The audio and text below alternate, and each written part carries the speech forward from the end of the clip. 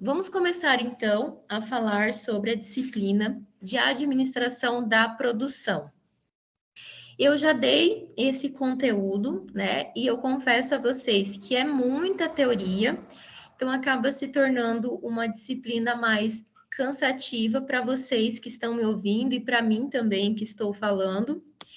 Eu pretendo andar com vocês até o tópico 4. Como eu já falei, já tenho, né, toda a aula montada, mas eu vou até o tópico 4 porque é muito tópico, né? Nesse tópico nós temos 6.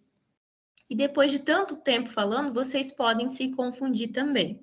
Então, eu prefiro tentar andar com calma dentro, né, do prazo que nós temos, porque às vezes o prazo faz com que a gente corre mais, mas por enquanto nós estamos no começo, ainda nós não tivemos nenhum feriado no nosso dia de encontro, porque são os feriados que às vezes faz com que os nossos prazos eles fiquem mais atropelados, mas eu vou tentar ir com calma com vocês e vou tentar ir até o tópico 4. Eu falei isso para uma turma segunda-feira e nós não conseguimos ir até o tópico 4, nós conseguimos andar até o terceiro tópico, se eu não me engano, justamente porque tem esse momento que nós vamos falar sobre nós e se apresentar também. Então, acaba pegando um pouquinho da nossa aula. Com calma, para que vocês possam aprender de fato. Essa disciplina é a disciplina de administração da produção. Vocês não me falaram, alguns, né, que trabalha ou algo nesse sentido, mas eu penso que todos vocês, de alguma forma, trabalham com produção e vocês vão conseguir identificar isso ao longo do nosso encontro. Bem, toda disciplina ela é dividida em unidade e toda unidade ela é subdividida por tópicos. No caso, nós tentamos trabalhar, né, uma unidade por dia. Hoje eu vou falar com vocês sobre a unidade 1. Nessa unidade, o que se trabalha é mais questões de conceitos, é mais questões históricas, para que vocês possam começar a entender um pouco sobre como funciona, o que vem a ser essa produção e como a produção, né, a administração de produção, ela foi pensada ao longo da história, se tornando hoje o que é. Bem, então na introdução, o livro ele vem dizer que nós temos muitas necessidades. Nós temos as necessidades de se vestir, de comer, de ter segurança, de ter um abrigo. Nós, enquanto pessoas, temos muitas necessidades. E para sanar essas necessidades, nós precisamos consumir produtos, né? Consumir bens e serviços. Para que eu possa comer, eu preciso comprar comida. Para que eu possa me abrigar, eu preciso alugar uma casa, eu preciso comprar uma casa. Para que eu possa me vestir, eu preciso comprar roupas. Então, as nossas necessidades, elas são sanadas, a maioria delas, a partir de aquisições. E essas aquisições, elas são produzidas, certo? Então, se produz uma roupa para que eu possa comprar e utilizar para sanar minha necessidade. Se produz, né, um alimento, né, para que eu possa comprar e sanar minha fome, uma necessidade. Então, na introdução, ela começa a falar sobre isso. Depois, ela vem dizer que nós não conseguimos produzir tudo. Nós, enquanto pessoas, não somos autossuficientes, que nós conseguimos produzir tudo e não vamos comprar mais de ninguém. Oi? Não sei se é só para mim, mas agora voltou. Não estava aparecendo os slides. Voltou? Voltou, obrigada. Para todos voltaram? Sim? Todos estão vendo meus slides? Sim, prof. Ok. Pessoal, pode me falar, pode abrir o microfone para participar da aula também. Eu não consigo ver o chat, nem a mão levantada quando eu coloco os slides, tá? Bem, então nós não conseguimos produzir tudo. Então, se eu quiser viver sem comprar nada, né? Mas eu produzir tudo, isso é impossível. Se uma empresa ela quiser ela mesma produzir tudo, também é inviável. Então, nesse mundo, nessa sociedade que nós vivemos, nós precisamos, de alguma forma, ter uma relação com uma outra pessoa que produz para que a gente possa sanar a nossa necessidade. Vamos pensar lá nos primórdios. O próprio homem, ele produzia para sua própria subsistência. Então, o homem, ele plantava para ele mesmo comer.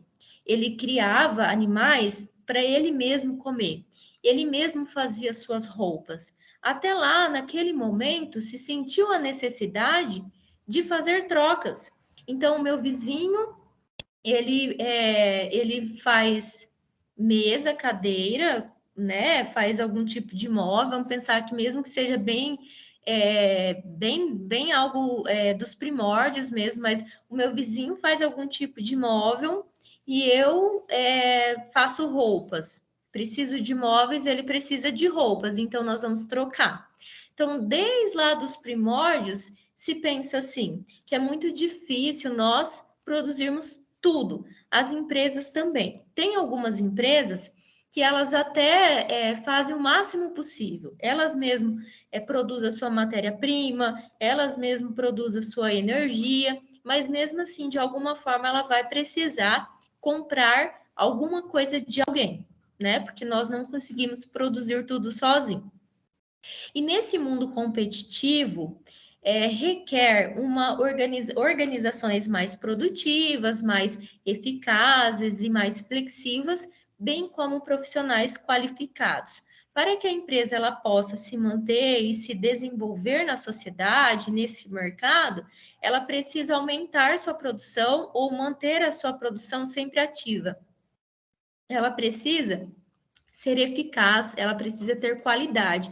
E nós vamos ver um pouco melhor essa questão de flexibilidade, mas ela também precisa contar com profissionais qualificados.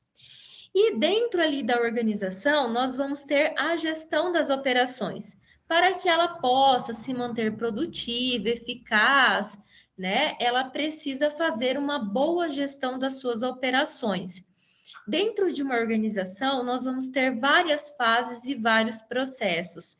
Nós temos a operação da produção, nós temos a operação do marketing, a operação de compras, né, ali desses setores. Então, a gente precisa fazer uma boa gestão de tudo isso para que a empresa ela possa se manter, né, sempre ativa e oferecendo qualidade. Uma das operações que a organização tem é o processo produtivo. Mas o que é produzir? O livro faz esse questionamento. Produzir, segundo o que está escrito no nosso livro, é um processo de transformação. O que significa isso? Um processo de transformação. É quando eu vou transformar uma coisa em outra coisa. Veja bem, ali no canto eu tenho um pedaço de madeira. Tá ali no canto aquele pedaço de madeira. Ele não está sendo útil para mim. Então, eu posso pegar esse pedaço de madeira, processar esse pedaço de madeira e transformar ele em uma cadeira, em uma mesa. Então, veja, quando eu pego aquele pedaço de madeira, processo ele e transformo em uma coisa mais útil, uma cadeira, uma mesa, então eu estou falando que eu produzir. O que vai caracterizar produção é o processo de transformação. Vamos pensar aqui nesse esquema do papel higiênico. Papel higiênico, papel toalha, me parece que é um papel toalha, que ele é um pouquinho mais grande. Então, veja, vou produzir um papel toalha. Eu vou pegar o papel, né? Vou comprar um papel, né? De um fornecedor, vou passar ele pelo maquinário e vou produzir papel toalha. Então, veja, um simples papel foi transformado em papel toalha. Ele foi processado, ele foi transformado. Então, por isso que eu vou dizer que ele foi produzido. Ali houve um processo de produção. Isso é produção, né? Transformação. Depois o livro trabalha conosco um esquema. Esse livro ele é bem interessante porque ele traz uma teoria e depois ele traz um esquema para explicar o que ele estava já falando, o que ele estava citando. Então, nem todos os fluxos que o livro colocou, eu coloquei também nesse slide, justamente para que não fique muito cansativo, muito pesado, porque já faz parte ali de uma teoria. Mas esse eu achei interessante porque ele traz informações a mais. Então, veja, por um lado, do meu lado direito, eu tenho os consumidores. Vou pegar minha caneta. No meu lado direito, eu tenho os consumidores. Os consumidores são aqueles que vão consumir o meu produto, vão comprar o meu produto, vão usar o meu produto. Esses consumidores têm as suas exigências, os seus critérios. Então, vamos supor que esses consumidores queiram comprar uma cadeira. Mas que tipo de cadeira o seu consumidor quer? Ele quer uma cadeira de escritório, ele prefere cadeira para mesa, cadeira diária, ele quer um puff. Vocês precisam conhecer os seus consumidores e entender o que eles desejam. Então, vocês precisam fazer um processo de ouvir os seus clientes. Sabendo o que os seus clientes querem, então vocês vão transformar isso em um objetivo estratégico da sua organização. Então, meu cliente quer cadeiras de escritório, vamos pegar algo mais específico. Meu cliente quer cadeira gamer, né? Então, o meu objetivo é produzir cadeiras gamers. Talvez o meu consumidor quer algo mais específico, algo para postura, né? Algo que se sinta mais confortável. Então, você vai ouvir o seu cliente e transformar isso no seu objetivo estratégico.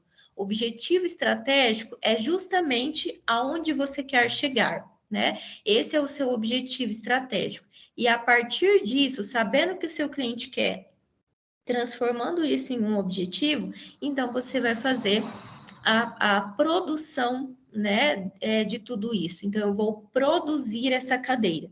E para produzir essa cadeira, eu vou ter os recursos transformados e os recursos transformadores, que no próximo slide eu já vou explicar para vocês o que significa esses recursos. E aí, pessoal, o livro chama a atenção que as necessidades mudam. As necessidades mudam e as organizações precisam se alterar para conseguir sempre atender o seu cliente e se modernizando conforme os gostos dos clientes vão modernizando também. Então, hoje, o meu cliente quer só uma cadeira de escritório. Amanhã, o meu cliente pode pensar diferente, né? O gosto dele pode evoluir. Ele vai criar algo mais específico naquela cadeira e eu preciso ir atendendo os gostos do cliente para que eu possa se manter eficaz, né? Se manter produtiva dentro desse mercado. Quando nós vamos fazer uma administração da produção, né, nós vamos sempre fazer uma gestão, né, dos recursos para que essa empresa possa atender o gosto do consumidor e se manter sempre produtiva.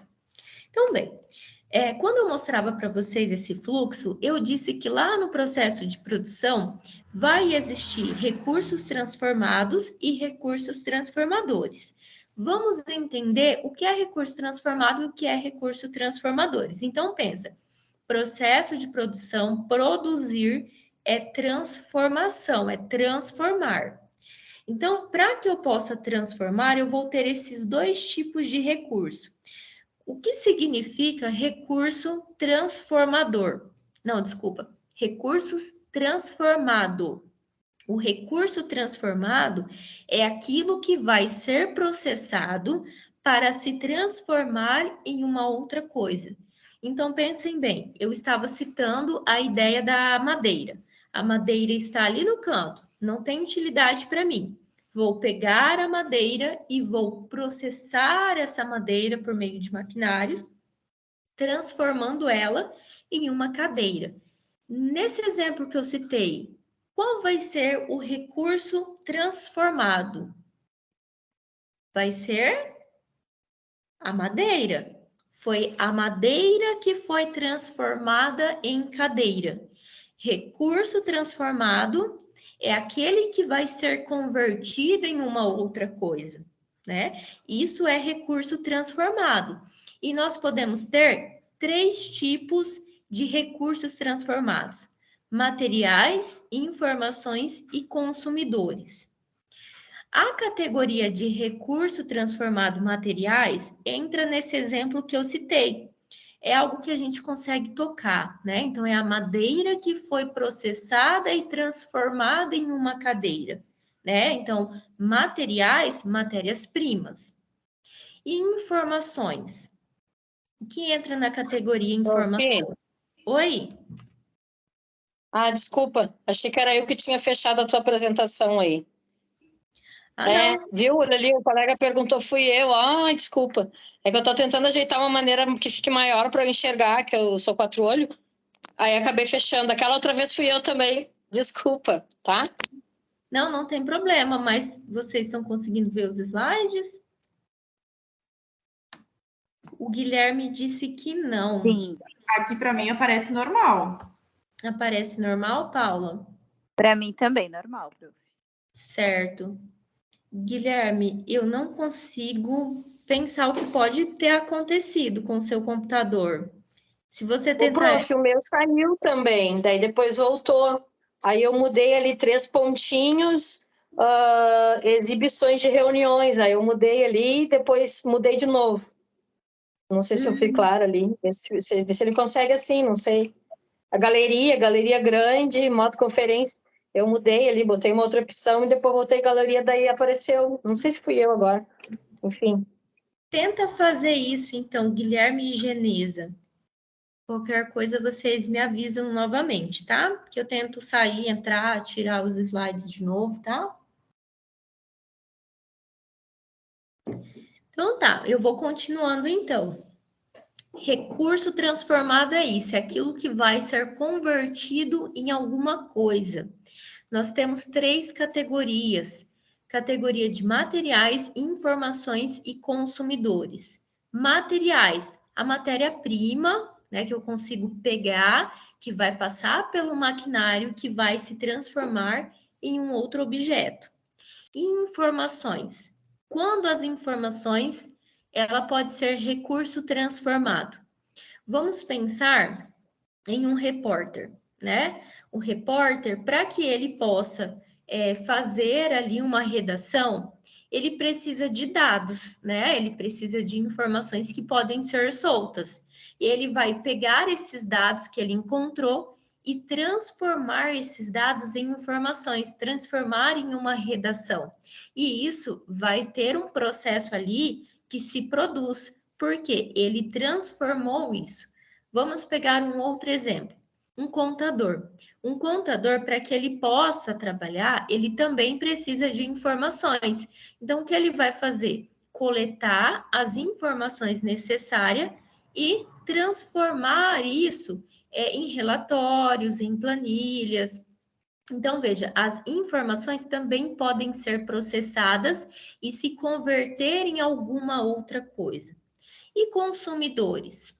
Eu vou tentar explicar para vocês consumidores e vocês me sinalizam, por favor, se vocês vão entender ou não, porque quando eu dou essa aula, normalmente é aqui que as pessoas ficam com bastante dúvida. Então, veja, recurso transformado é quando o recurso transformado é aquilo que eu vou pegar para transformar em um outro objeto, certo? Vamos pegar de novo o exemplo da cadeira para tentar comparar ao exemplo do consumidor. Para que eu possa produzir uma cadeira, eu tive que pegar uma madeira, processar ela por meio de maquinários e transformar em uma cadeira, certo? E os consumidores? Quando eles vão ser recursos transformados? Isso acontece mais em empresas de serviço. Por quê? O consumidor, ele vai lá na empresa, vamos supor que ele vai lá em uma massagista, a massagista vai mexer ali, fazer as técnicas dela e ele vai sair transformado. Então, veja, eu posso ser um recurso transformado. Eu estou com muita dor no meu pescoço. Então, eu vou lá na massagista, a massagista vai fazer uma massagem e vai transformar o meu pescoço. Eu vou parar de sentir essa dor. Então, por isso que eu vou ser um recurso transformado. Um exemplo que, vamos ver se cabe. É a madeira ali no canto. A madeira ali no canto sou eu, pessoa. A madeira vai ser processada em um maquinário. Quando eu procuro uma empresa de serviço, então eu quero fazer uma depilação a laser. Então, eu estou indo lá na depilação a laser, ela vai pegar o maquinário dela e ela vai aplicar sobre o meu corpo, ela está me transformando e eu vou sair de lá, né, sem pelos. Né? Então, veja, eu fui um recurso transformado. O consumidor, ele pode ser um recurso transformado. Principalmente isso acontece nas empresas de serviço. Deu para entender isso ou tá difícil? Deu? Ok. Deu sim, Pro. Muito bem. Então, vamos lá para um outro tipo de recurso, que é os recursos transformadores. Então, nós sabemos que lá no processo de produção tem os recursos transformados, que é exatamente aquilo que vai ser convertido, e os recursos transformadores vai ser aquilo que eu vou utilizar para transformar em um outro objeto. Então, veja, uma madeira, para que ela possa se converter em uma cadeira, eu preciso de maquinários que vai processar essa cadeira. Então, o recurso transformador seria o maquinário que está processando essa cadeira, ok? Nós podemos ter recursos transformadores instalações e recursos transformadores pessoas. Recursos transformadores e instalações pode ser esse maquinário que vai pegar a madeira e vai converter ele em alguma outra coisa. E pessoas também vale mais para a empresa de serviço, mas eu vejo também ali em outros tipos de empresa que produz bens. São as pessoas que colocam a mão na massa, são as pessoas que vão, a partir do seu trabalho, transformar isso em outra coisa. Então, veja bem, eu fui lá na massagista, a massagista aplicou as suas técnicas, então ela me transformou. A cadeira, para ela ser a madeira, para ela ser convertida em cadeira, além de maquinários, eu preciso de pessoas colocando a madeira ali na posição certa, mudando se for necessário. Então, a pessoa, o trabalhador, ele também é um recurso transformador. Recurso transformado é aquilo que vai ser convertido em um outro objeto. Recurso transformador é aquilo que eu vou utilizar para conseguir alcançar o meu resultado esperado, para fazer essa conversão. Então, essa é a diferença de recurso transformador. Seria os artesãos e os marceneiros, por exemplo? Os transformadores? Sim, também. Aqui, ó, na classificação pessoas, os artesãos, o marceneiro, né? Qualquer pessoa. Oi? No caso, qualquer pessoa que preste o serviço. No caso, uma manicure, uma depiladora, seria isso? Exatamente. Qualquer pessoa que trabalha ali auxiliando nessa conversão. Deu para entender? Uma boleira também, uma confeiteira, por exemplo, assim também? Também, né? Também. Não é serviço, é um produto, mas ela transforma ali um recurso em produto final, vamos dizer assim. Isso. Vamos pegar a produção de bolo. O forno, o liquidificador, seria um recurso transformador do tipo instalação. A pessoa que foi lá e misturou os ingredientes, que colocou na forma, é um recurso transformador classificado como pessoa. Ok? Então, vamos lá. Pessoal, feito essa introdução, né, para a gente entender o que é produzir, o que faz parte dessa produção, nós vamos entender agora o conceito de administração da produção.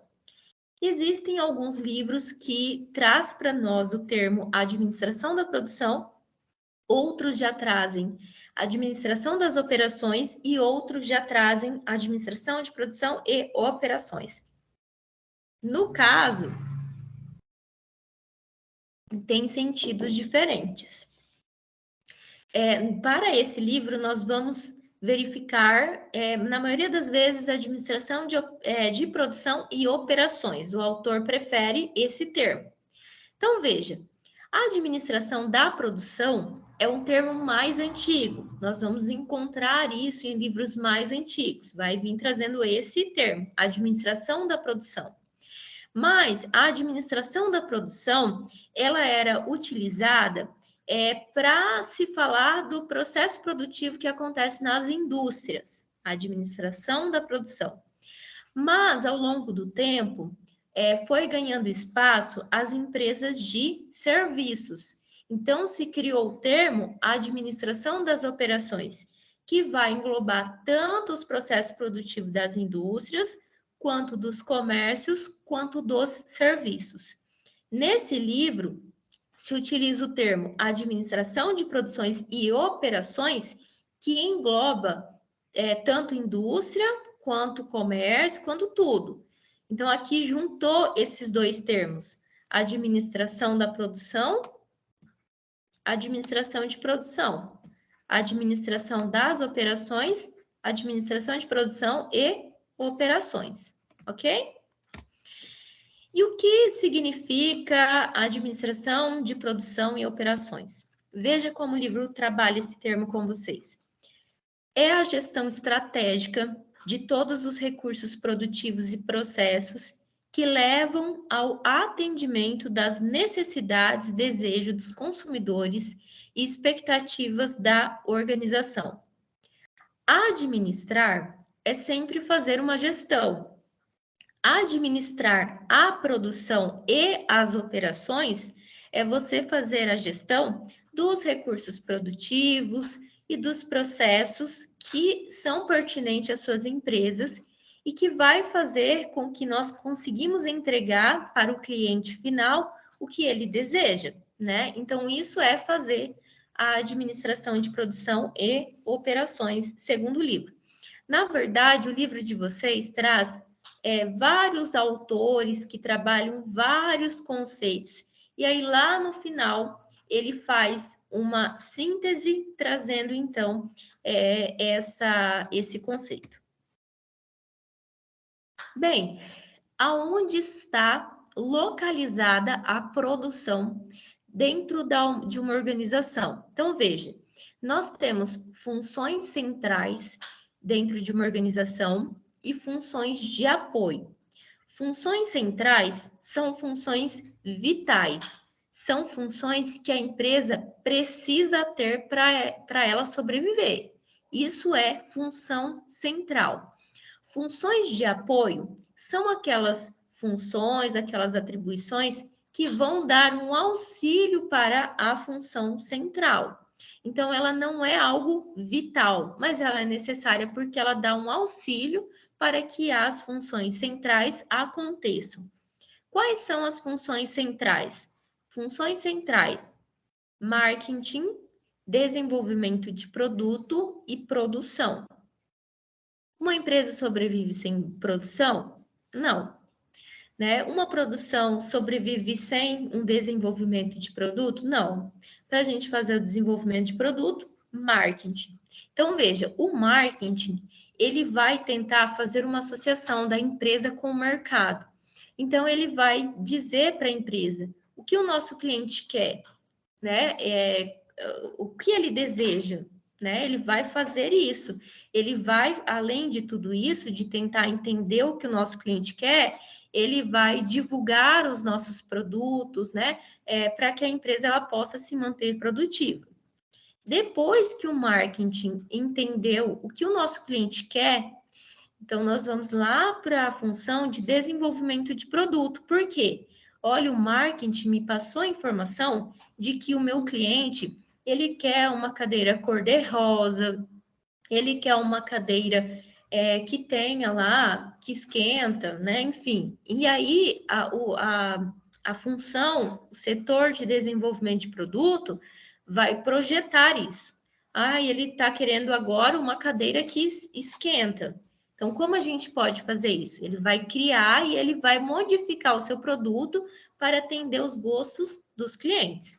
E o processo de produção? O processo de produção é aquele que vai, de fato, transformar a matéria-prima, né? Naquilo que o cliente quer, naquilo que o setor de desenvolvimento de produto projetou. Então, essas são as funções vitais, as funções que toda empresa precisa ter.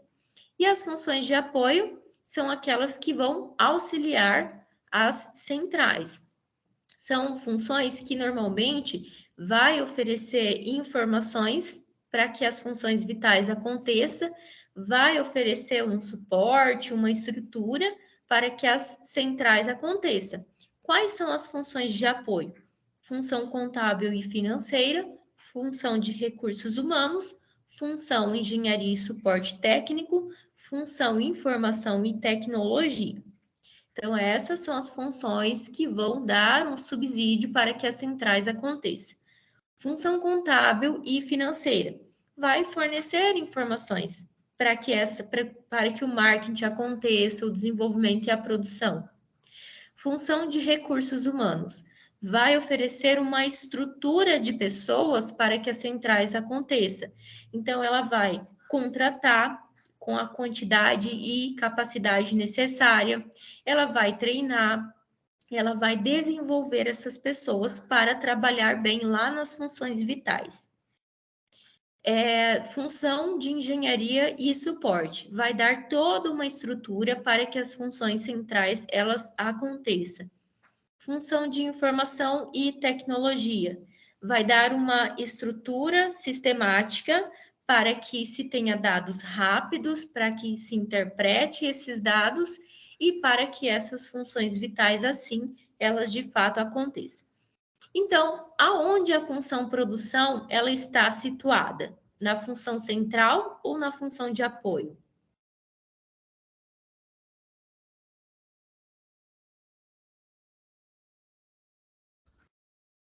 Desculpa, professora, não entendi a pergunta. Pode repetir. Claro, claro. Olha, aqui nós estamos entendendo a posição da administração da produção.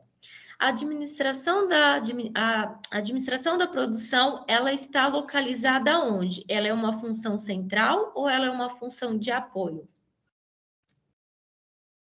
É um conjunto. É uma central.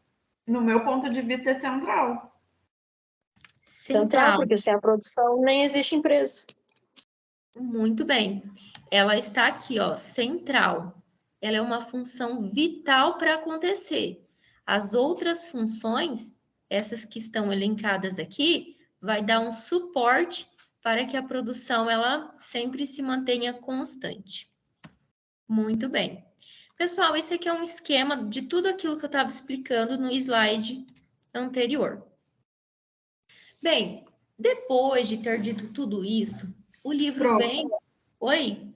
Desculpa te cortar. Eu estava analisando o gráfico esse. Ali onde tudo se interliga, seria o cliente o meio? O foco? Seria o quê? Desculpa? Ali onde fica interligado os círculos, tem uma parte que o círculo todos ficam aí mesmo. Seria o cliente o foco? Não, assim, na verdade o livro não fala nada específico dessa área, mas aqui o que se entende lá no livro é que por ele estar aqui, em geral, é porque está um interligado no outro, né? Então, o marketing, ele dá o suporte para a função de desenvolvimento, que dá o suporte para a produção, que dá o suporte para o marketing. Mas não fala nada dessa área aqui, não. Eu levei pelo lado matemático. É que é a função central ali. Seria o cliente ali. Podemos pensar por esse lado, apesar do livro não trazer isso, mas pode ser, né? O cliente está aqui, todas as funções estão aqui, e todas elas vão acontecer em torno do cliente. Pode ser, né? Uma boa interpretação. Você falou alguma coisa, Joyce? Não, foi sem querer, prof. Não, mas eu penso que podemos interpretar dessa forma. Mas o que o livro traz é só essa ideia mesmo de que um se relaciona com o outro e que em volta dessas funções vitais tem as funções de apoio para dar suporte para que essas aconteçam. Ok? Pessoal, então, até aqui nós estamos caminhando para conceitos e agora ainda nós vamos continuar falando de conceitos. O livro vem trazer para nós conceitos fundamentais. E para começar, ele traz conceitos a respeito da característica dos processos. Então, o que é processos? São aquelas operações que são necessárias, né? Então, para que uma produção ela aconteça, né? O que é necessário, né? Então, vai para a máquina A, que vai para a máquina B, para C, até chegar lá e se tornar o final. É assim que eu entendo um processo. São fases ali dentro do processo de produção. E a respeito desse processo, a respeito dessa produção, existem algumas características que o livro traz em destaque. Então, ele vem dizer para nós o que é volume, o que é variedade, o que é variação e o que é visibilidade. Volume. O que é volume? Volume é o quanto você vai produzir, né? Então, meu cliente contratou para hoje 500 bombons. Eu vou produzir 500 bombons. Esse é o volume que eu vou produzir, é a quantidade que eu vou produzir. Variedade. Variedade é o mix dos produtos que eu vou produzir. Então, eu tenho ali bombom de limão, bombom de morango, de maracujá, de trufa. Então, enfim, qual é essa variedade, esse mix do seu produto que você oferece? Variação. Isso aqui, a variação, ela tem relação com as intensificações das demandas. Então, hoje eu intensifico, amanhã eu posso diminuir, né? Então, hoje meu cliente contratou 500 bombons, mas para amanhã eu tenho aí uma demanda só de 50. Para depois eu tenho uma demanda de 40, para depois uma demanda de 60. Então, veja, existe uma variação ao longo do tempo, né? Então, quando o livro traz essa questão de variação, tem a ver com essa variação de demanda, né? E aí você pode olhar para o seu histórico mês a mês e entender como ela está variando, né? Ela está crescendo muito, ela está diminuindo muito, ou ela é sazonal, né? Por temporada, um mês aumenta muito, o outro diminui mais, mas do outro já cresce mais. Então, como está a sua demanda, né? Isso é variação. Visibilidade. Visibilidade é o quanto você permite o seu cliente visualizar, olhar, ver desse processo de produção. Existem pizzaria, por exemplo, que deixa a cozinha toda aberta e o cliente, quando ele vai até ela, consegue ver produzindo as pizzas. Aqui em Paranavaí tinha uma padaria assim, que a cozinha ela era toda aberta, assim, praticamente, e os clientes conseguiam passar por ela e ver o processo de produção. Então, tem alguns setores que é interessante fazer isso, tem outros que não. Então, vai depender de empresa para empresa, mas é isso que é visibilidade, o quanto você permite que o seu cliente veja. Ah, é só deixar a cozinha exposta? Não, mas às vezes você faz alguma postagem nas redes sociais, divulga de alguma forma esse processo. Isso é dar visibilidade. Então, características dos processos: volume, variedade, variação, visibilidade. Volume, a quantidade de produção. Variedade, o seu mix, a sua diversidade de produto. Variação é o comportamento da sua demanda. E a visibilidade é o quanto você permite que o consumidor veja a sua produção e esse processo. Além disso, o livro vem trabalhar conosco outros conceitos. Conceito de produto, de bens e de serviço. Às vezes a gente fala errado. Eu reconheço que eu posso ter falado muitas vezes errado. Não é correto falar produtos e serviços. O correto é falar bens e serviços. Porque o serviço, ele é um produto, assim como o bem. Vocês vão entender isso melhor. O que é produto? Produto é tudo aquilo que nós vamos fornecer para um consumidor, para um cliente. Isso é produto. Então, se eu faço uma massagem, esse é o produto que eu estou vendendo. Se eu produzo uma cadeira, esse é o meu produto.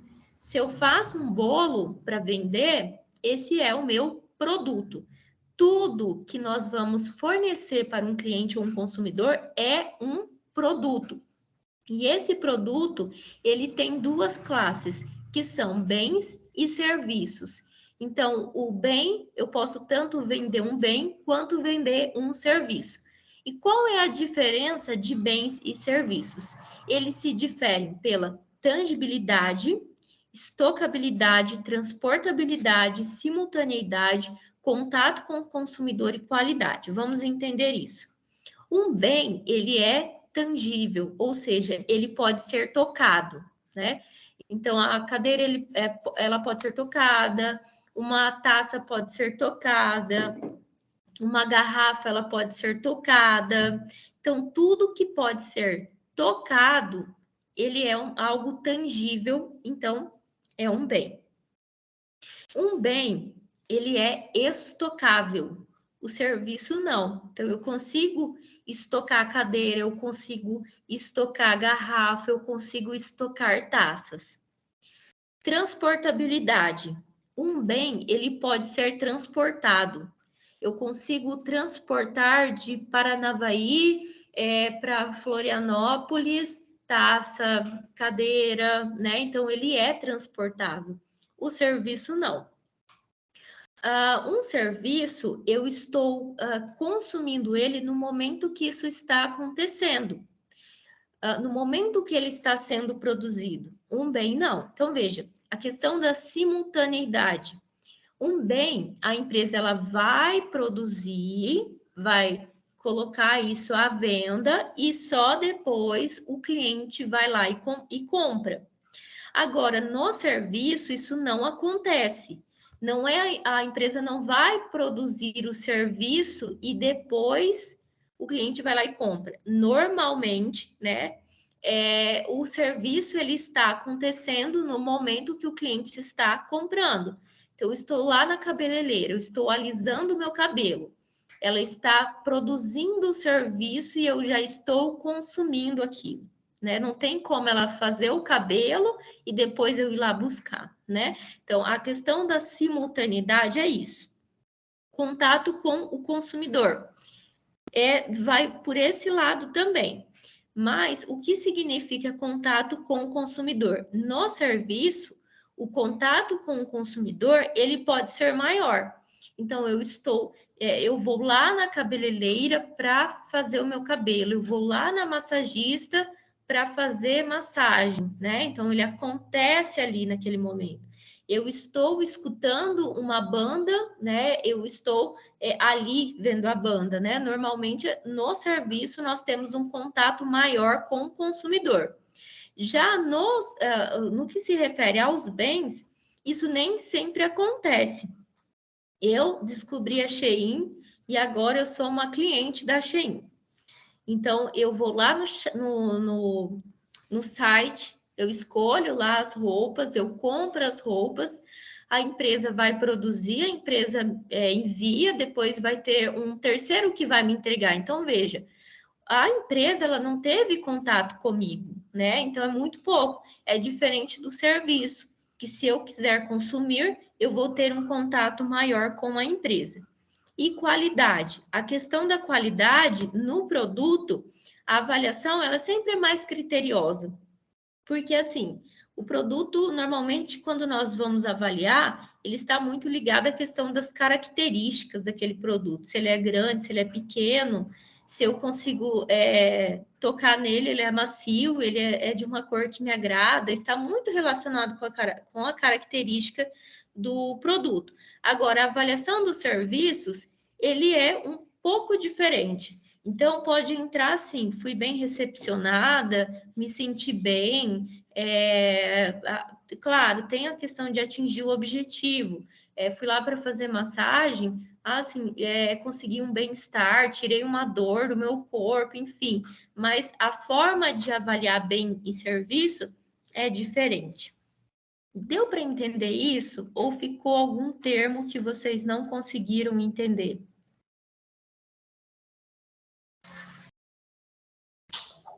Deu para entender sim, prof. Deu? Ai, que bom. Então, vamos seguindo. Pessoal, mas nem sempre uma empresa vai ser 100% serviço ou 100% bem. Uma mesma empresa pode oferecer tanto serviços quanto oferecer bens. Então, não é porque eu me coloco ali como um serviço, como uma empresa de serviço, que eu não possa também oferecer bens. Então, vamos pensar em um restaurante. No restaurante, qual é o objetivo principal? Alimentação. As pessoas vão no restaurante para se alimentar. Mas, chegando lá no restaurante, eu posso ter acesso a serviços, porque o alimento é um bem, né? Então, vamos pensar naquelas características. Eu consigo tocar no alimento, o alimento ele pode estocar, então ele é um bem. Mas lá naquele restaurante pode ser me oferecidos serviços. Então, quando eu chegar lá no restaurante, vai ter um chofer que vai pegar o meu carro, que vai estacionar. Então, veja, o chofer já é um serviço que me oferece.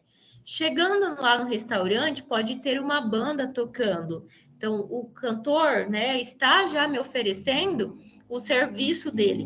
Então, um restaurante, nem sempre ele é 100% bens, nem sempre ele oferece só bens, mas tem também serviços, ok? E esse esquema vem mostrar para nós isso, né, que tem empresas que vai oferecer mais bens e menos serviços, mas que oferecem. Tem empresas como restaurante que vai oferecer quase igual bens e serviços, e tem empresas que vai oferecer mais serviços do que bens. Evolução histórica. Bem, essa parte aqui vai entrar um pouquinho na história, né, da administração de produção. Um pouco nós já vimos em outras disciplinas, porque quando se trata em administração, a gente vai se cruzando com o histórico. Então, veja bem, aqui vai dizer assim, que antigamente tudo era produzido para o próprio consumo. É aquilo que eu já disse para vocês anteriormente. Então, eu produzia para eu mesma comer, enquanto meu vizinho produzia para ele mesmo comer. Nós não produzíamos para vender. Existia um momento da história que nós trocávamos. Então, eu produzia quadros, o meu vizinho produzia porta, eu precisava de porta, ele precisava de quadro, então nós trocávamos. Mas com o passar do tempo, nós vamos começar a produzir para outras pessoas. E aí vai surgir, então, o que nós chamamos de produção organizada, de artesãos. Então, nós vamos ter pessoas, né, colocando as suas próprias mãos ali, produzindo, para então trocar com outras pessoas. Vai ser organizada porque as pessoas vão se reunir. Então, vou ter um local em que várias pessoas vão lá para produzir tapete. E aí, lá em 1764, vai ser criada a máquina a vapor, e essa máquina a vapor vai começar a fazer parte das fábricas, que nós vamos chamar de fábricas. Então, antes, o que era feito artesanalmente, né, por pessoas, a partir de 1764, passa a ser feito por máquinas. E isso vai ser um gatilho para a Revolução Industrial e para essa decadência da produção artesanal. Então, pensam, um artesão fazendo um tapete, né? Ele pode demorar mais, ele pode, de repente, se cortar, se furar, né? Pode acontecer alguma coisa com ele. Uma máquina, não. Uma máquina, ela vai fazer mais rápido, né? Ela não tem esse problema, né? De se cortar, de se furar, de sofrer algum acidente, né? Então, em 1764, a indústria ela vai ser revolucionada pelas chegadas das máquinas. Então, nesse primeiro momento, vai surgir várias fábricas, as primeiras fábricas, né? E aí, sempre quando eu falo isso, eu tenho um cuidado de citar para vocês que não foi um processo lindo, romântico, né? Existiu vários problemas em torno disso. As pessoas começaram a sair da zona rural, começou a migrar para próximo às fábricas, a morar próximo às fábricas para conseguir trabalhar. E as cidades não tinham estrutura para receber essas pessoas, não tinha saneamento básico, não tinha política de saúde, de educação, e aí as pessoas começaram a se adoecer por falta dessa estrutura. Nesse momento, as pessoas começam a trabalhar muitas horas, 14 horas, 16 horas, né, 20 horas, enfim. Se utilizava do trabalho infantil. Então, oi? Sobre essa questão da Revolução Industrial, tem um filme, né? O do Charlie Chaplin, ele mostra exatamente essa questão da Revolução Industrial. Ele é bem pesado, eu acho. Ele é um filme bem pesado, mas eu acho que é um filme que retrata bem esse momento. Não sei se todos já assistiram, mas lá no primeiro semestre, se eu não me engano, eu passei para vocês assistir, mas eu não tenho certeza. Ele é um filme bem conhecido. Se vocês não assistiram, eu recomendo então, para que vocês possam se contextualizar um pouquinho dessa época, que não foi uma época tão fácil assim, né? Mas é uma situação que esse livro não conta, mas que nós já estudamos livros que contaram esse período e demarcaram bem que não foi um período lindo, né? Mas foi um período muito difícil, que as pessoas se acidentavam, não tinham leis, não tinham equipamentos de proteção, né? Então, foi um processo muito difícil quando as fábricas elas começaram a surgir. Mas obrigada pela indicação. E nesse momento que começa a surgir a fábrica, que a produção ela passa a ser mais organizada, alguns conceitos começaram a ser pertinentes. Então veja, nesse momento, começa a se falar sobre padronização de produtos e processos. Quando nós tínhamos a produção artesanal, era difícil a gente falar dessa produção, porque eu vou fazer um tapete, mas um tapete pode ficar maior, outro menor, né? Eu vou fazer uma roupa, mas a roupa nem sempre vai ficar igual. Então, a produção de artesanato naquele momento não seguia esse padrão. Quando chega a máquina, então a gente já começa a fazer as coisas padronizadas. Então, esse conceito de padronização de produtos e processos começa a fazer parte. Nesse período, também começa a se falar sobre preparação da mão de obra, capacitar, qualificar a mão de obra para que elas possam manusear essas máquinas. Também começa a falar sobre planejamento financeiro e planejamento da produção. Então, fazer previsões, né, olhar para o longo prazo, pensar em cenários. E também começa a se desenvolver técnicas de venda. Pessoal, então pensa assim, que aqui a gente ainda não chegou no que nós estamos estudando agora, nessas técnicas avançadas. Aqui acontece assim, o primeiro momento que as pessoas começam a pensar a respeito desses assuntos. Depois o livro vem falar de Taylor, de Ford, de Sloan, que foram pessoas que também nós já estudamos anteriormente. mas vou tentar falar bem por cima. Mas veja, eu sempre falo, vou tentar falar por cima, vou tentar falar rápido e depois eu acabo me apegando nos detalhes. Mas veja, quando nós, assim, então meu livro não se aprofunda muito. Mas quando nós estudávamos Taylor, lá na disciplina de Fundamentos e Teorias Organizacionais, nós vimos que a racionalidade ela estava chegando em todos os setores da vida, mas o trabalho não. Então, Taylor começa a criar teorias que dão uma racionalidade maior para o trabalho. Então, nesse momento, Taylor começa a observar a produção, como os trabalhadores faziam as suas tarefas, e começa a propor métodos para melhorar a produção, para aumentar a produtividade. Então, Taylor, ele vai observar que haviam movimentos que não eram necessários na produção. Então, ele propõe a retirada desses movimentos. Observando a produção, o Taylor, ele consegue identificar que existiam movimentos muito complexos, mas que eles poderiam ser simplificados. E é isso que o Taylor vai propor. Ele vai observar que existiam movimentos que não eram necessários, então só retirar. Então, Taylor, ele faz esse estudo e ele vai propor métodos para aumentar a produção.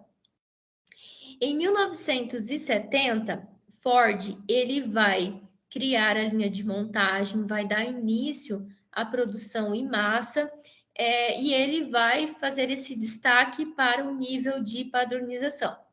Então, veja, o Ford, vocês lembram daquele carro T? Concordo, Fabiola. Vocês lembram daquele carro T? Aquele carro que passa muito nas novelas de época. Eu lembro, porque eu fiz um trabalho no ensino fundamental sobre ele. E era sobre Ford? Seu trabalho? Era. Então. Vou tentar achar aqui.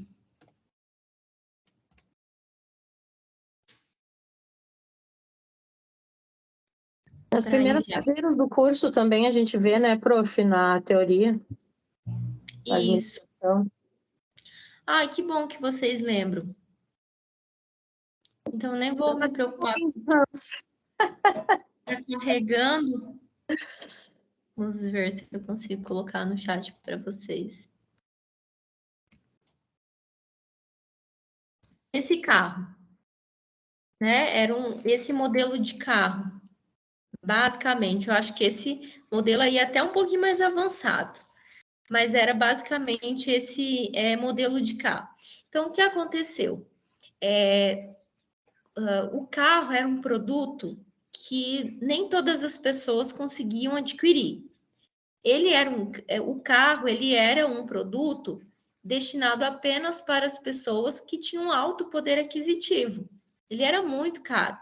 Também o processo de produção era bastante oneroso. Então, o Ford ele pensa uma forma para que esse carro ele custasse menos para a indústria e para que ele pudesse vender, né, em um valor em que as pessoas de classe média pudessem ter acesso. Então, o Ford ele vai criar uma linha de montagem. Antes, o carro ele era artesanal. Então, as mãos produziam o carro, as mãos colocavam as peças. Então, ele era muito caro. Mas o Ford ele vai criar a linha de montagem, vai padronizar isso. Então, as máquinas vão criar de uma forma padrão em massa, isso significa assim, rapidamente, aí elas vão criar o volante, aí depois cria o freio, aí cria o teto, né? Isso tudo de uma forma rápida e padronizada, e monta também. E aí isso vai dar um padrão. Então, só existia esse tipo de carro e só assim que as pessoas conseguiam comprar. Então, mas o que o Ford ele revoluciona? Justamente nessa padronização em massa, que antes tudo era artesanal, e o Ford ele vem com essa ideia de produção em massa, de linha de montagem, dando uma maior organização para as empresas. O Sloan. O Sloan, ele já começa a perceber que as pessoas, elas se interessavam por produtos que se diferenciavam, né? Hoje mesmo, eu penso que o gosto das pessoas estão muito mais voltado por produtos diferentes, tá? Então, hoje a gente vai ter carro vermelho, carro branco, carro preto, carro grande, carro com porta-mala pequeno, né? Enfim, então hoje nós vamos ter uma diversificação de produtos e que isso vai ser do gosto do consumidor. Esse conceito histórico também nós já vimos, inclusive na disciplina que nós fechamos o semestre passado, que foi ali a questão da Segunda Guerra Mundial e como o Japão ele se reergueu. Mas veja, lá no século XX, aconteceu a Segunda Guerra Mundial, a indústria japonesa ela foi toda destruída, ela sofreu muito, a economia do Japão sofreu muito com essa Segunda Guerra Mundial e a indústria precisava se reerguer.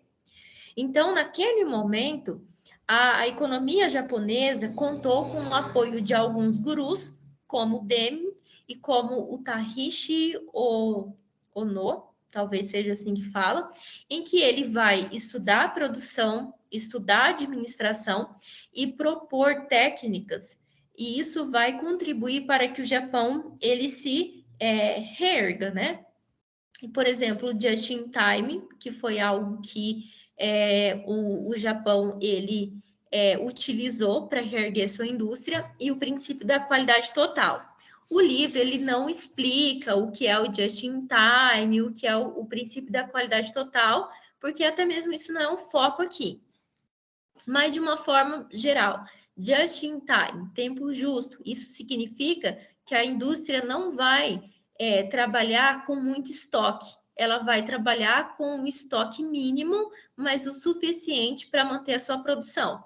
Se eu pego lá o meu estoque e encho o meu estoque e sei que posso usar ou posso não usar, esses produtos eles podem se deteriorar, eles podem se perder.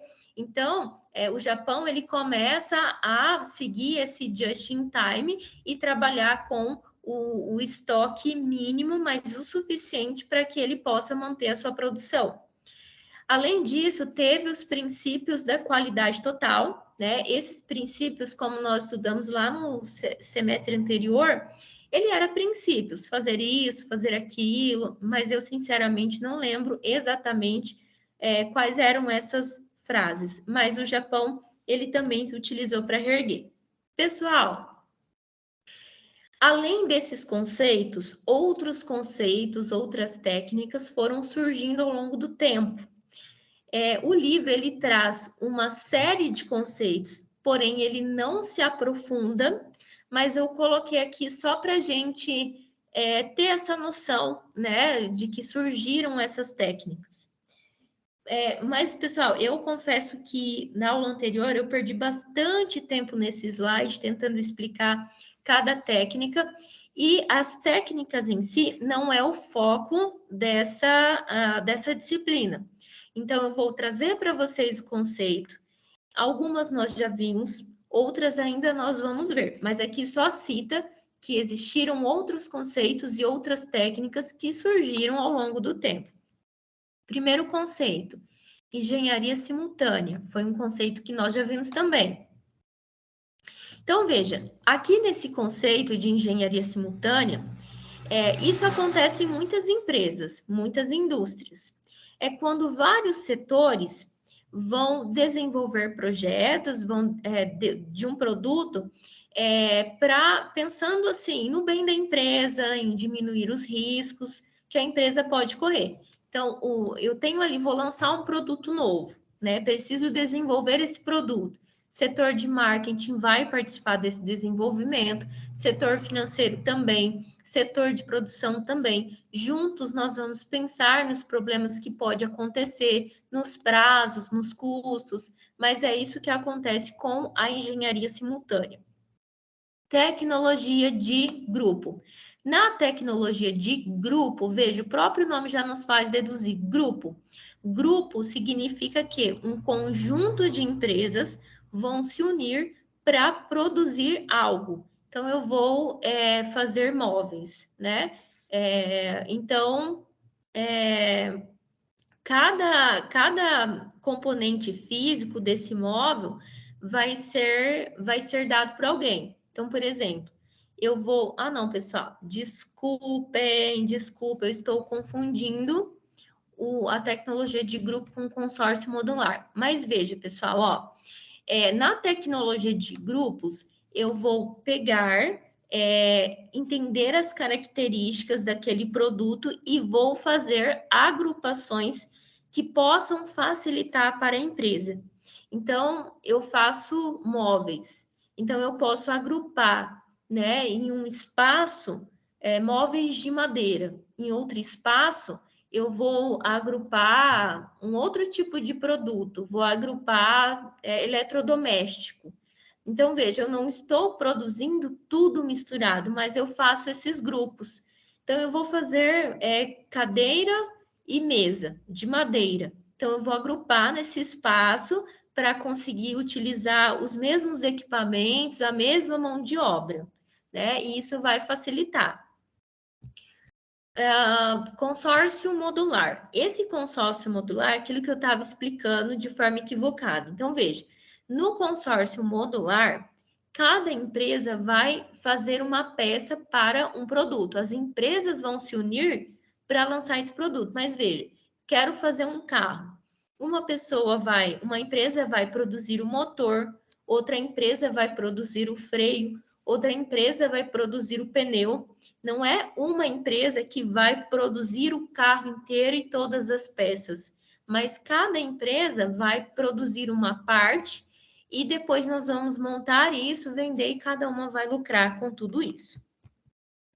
Células de produção. Nas células de produção, eu vou fazer estações de trabalho. Isso eu fiz lá onde eu trabalho, mas o que a gente oferece é serviço. Mas veja, nas estações de trabalho, eu vou agrupar conforme duas questões: questões técnicas e questões comportamentais. Questões técnicas, instalações que vão ser utilizadas iguais, tecnologias que vão ser utilizadas iguais e comportamento da equipe, comprometimento, cooperação, espírito em equipe. Ó, vou citar para vocês um exemplo meu.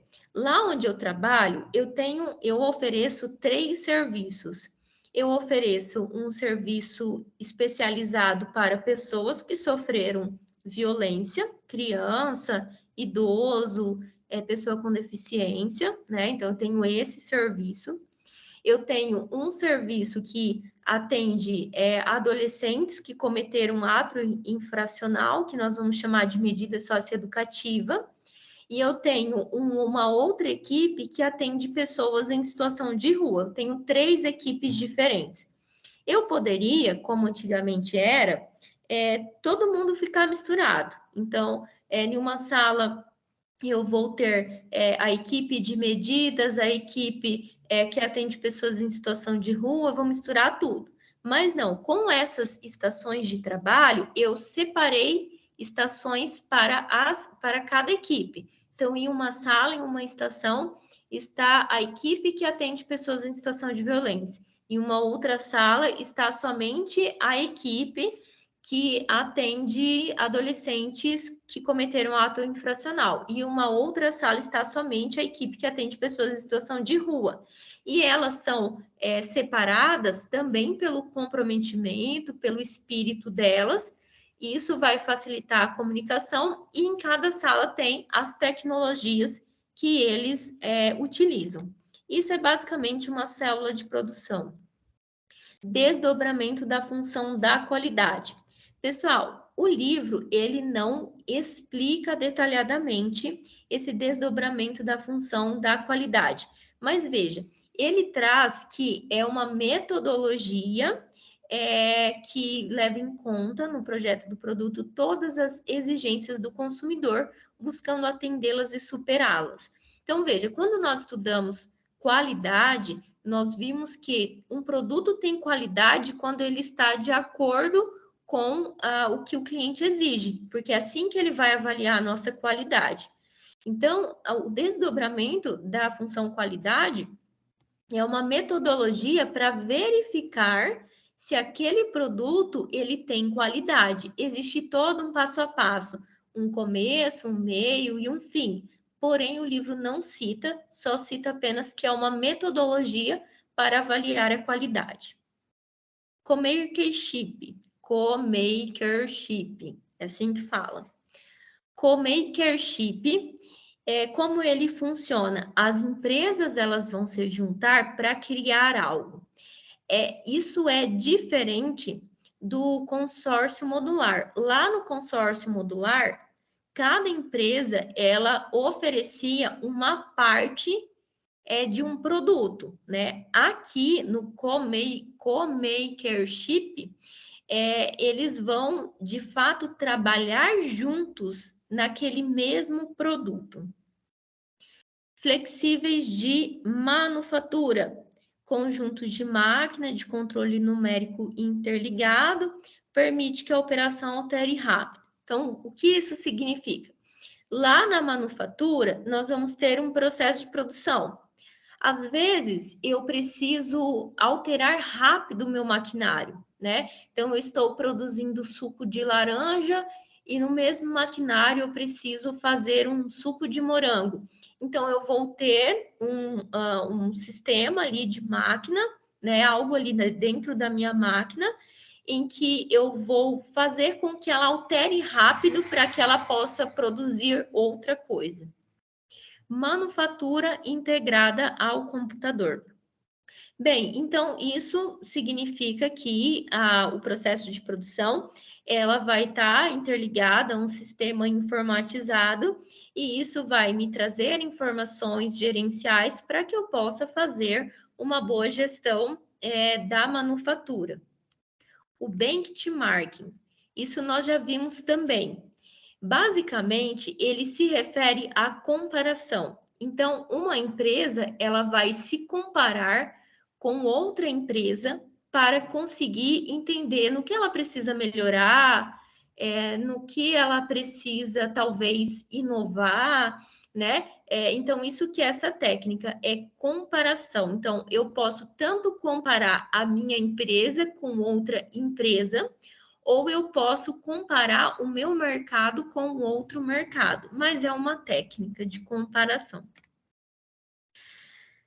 Para a gente fechar ainda essa evolução histórica, hoje nós percebemos que se tem valorizado muito as empresas de serviço, é isso que está crescendo no momento. Dúvidas, pessoal?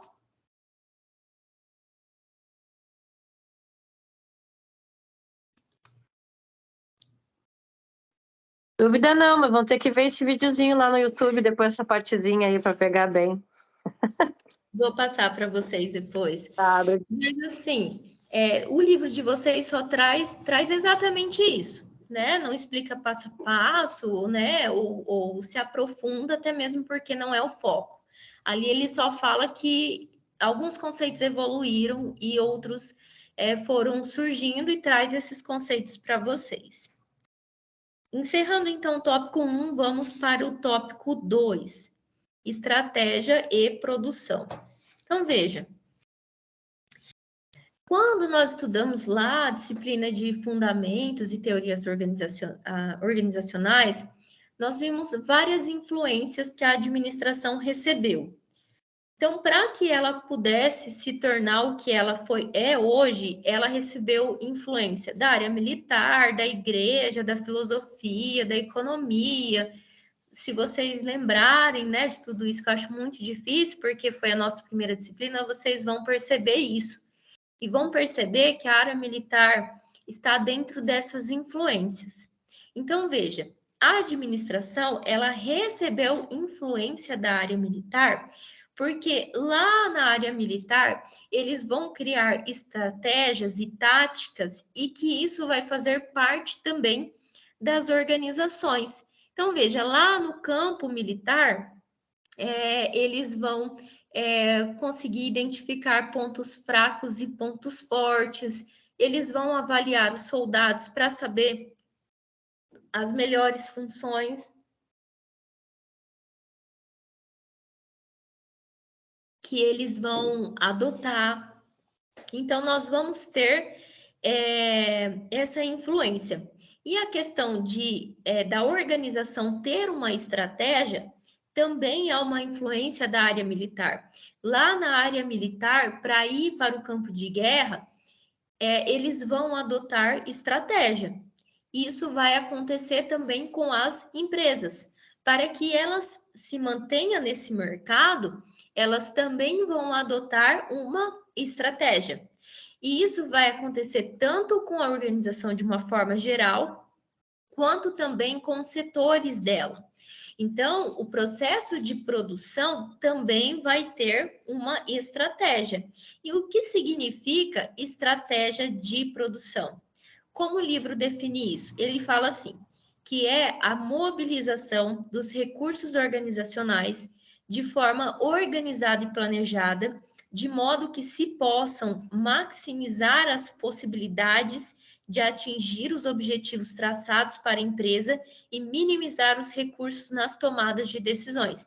Ou seja, ter estratégia é ter essa mobilidade de recursos, saber mover os recursos que você tem de forma adequada, para que você possa ter mais vantagens, né, aumentar as possibilidades e diminuir os riscos. Então, eu tenho uma estratégia de produção. Então, eu tenho um plano para essa produção. Isso é ter estratégia. Nós sabemos que as organizações, né, ela tem os seus níveis. De uma forma geral, quais são os níveis de uma organização? Nós temos o nível estratégico, o nível tático e o nível operacional. Lá no nível estratégico está a alta gerência, o topo da organização. No nível tático, estão os gerentes, né? O gerente de marketing, o gerente de produção, por exemplo.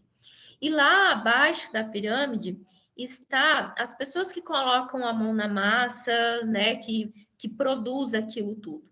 Então, veja, lá na alta gerência, no nível estratégico, lá na alta gerência vai se pensar em objetivos, em ações e em estratégias para toda uma organização, né? Para a organização inteira. Lá no nível tático, os gerentes, eles vão interpretar as estratégias da alta gerência e vai sintetizar isso para o nível operacional, para que o nível operacional possa cumprir. E lá no nível operacional é o dia a dia, o que acontece ali, são os operários, né? Enfim. Então, eles vão materializar essas estratégias, né? Então, lá o nível mais alto cria estratégia tanto para o tático quanto para o operacional. Mas o operacional é aquele abaixo da pirâmide, ok? Por que digerir estrategicamente uma operação? Por que nós precisamos pensar em estratégias para fazer a gestão das operações, dos processos dentro de uma organização? Pessoal, muito fácil de compreender. Veja, as operações, primeiramente, né? As operações, elas envolvem um investimento de capital muito elevado, e nós não podemos perder dinheiro, então nós precisamos gerir estrategicamente as operações, porque as decisões, né, a maioria das decisões inclui recursos físicos, então nós precisamos ter estratégias para que essas decisões elas possam ser as melhores possíveis, porque as decisões tomadas normalmente elas são irreversíveis. Então, nós precisamos pensar estrategicamente, nós precisamos decidir estrategicamente, porque existem erros que nós não conseguimos corrigir depois. Então, é melhor ter calma agora, fazer um maior tempo de planejamento e depois colocar isso em prática do que, de repente, pular essa parte de pensar, de estudar para tomar decisões. As decisões estratégicas impactam diretamente sobre a forma como a empresa será capaz de competir no mercado. Então, esses são os motivos do porquê nós precisamos pensar em estratégias para tomar decisões. Esse esquema sintetiza basicamente isso. É preciso ter estratégia em todas as ações que nós precisamos dentro de uma empresa para fazer uma gestão. Nem sempre a estratégia ela vai ser bem compreendida e nem sempre ela vai conseguir atingir os resultados. Principalmente quando a gente faz esse processo muito rápido, não pensa bem, não estuda os cenários possíveis. Então, por isso que muitas vezes as estratégias falham. Então, veja esse processo. Nesse processo, eu tenho aqui a ilustração de duas situações. Nesse caso, a alta gerência definiu como estratégia X, Y, Z. Mas a média gerência já não entendeu X, Y, Z, não entendeu a estratégia corretamente. Ela entendeu a estratégia R, S, T. Então, ela falhou, ela entendeu errado. Lá na base operacional da organização, vai se efetuar a estratégia errada, que foi assim que a gerência passou. Então, os resultados não vão ser os resultados esperados. Então, veja, aqui na média gerência falhou, então os resultados não foram os esperados. Veja essa outra ilustração. Nessa outra ilustração, eu tenho a alta gerência que definiu a estratégia X, Y, Z. A média gerência entendeu corretamente o que a alta gerência queria. Então, lá na base da organização, se colocou em prática a estratégia correta. Então, os resultados, eles foram planejados. Então, é muito importante ter uma boa comunicação que possibilitam que todos da organização, independente do nível, compreendam a estratégia. E essa questão de interpretar a estratégia, ela é chamada, pessoal, confesso que eu até estudei essa palavra para pronunciar certinho, mas eu não vou lembrar corretamente. Vou falar como eu acho que era. É Sensemarking. Acho que era isso mesmo. Sensemarking. Que significa fazendo sentido. Interpretar a estratégia Sensemarking. Se cair essa palavra na prova de vocês, lembram que isso está relacionado à interpretação da estratégia ao longo da pirâmide, como nós estávamos vendo anteriormente. Se todos ali compreendem bem a estratégia, o resultado vai ser aquilo que a gente estava esperando. Se não, não vai ser. Papéis da produção. Né? A produção ela tem 3 papéis. Ela tem o papel de implementar, de apoiar e de impulsionar.